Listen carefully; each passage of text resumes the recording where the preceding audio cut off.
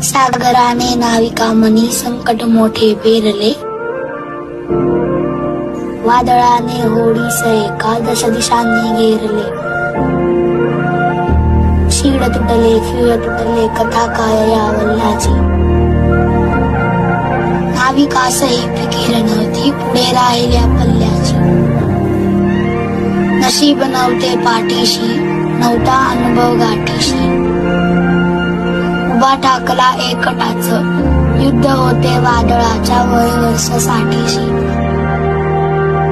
स्वबळी विश्वास मोठा त्याच तोड कर्तृत्वही,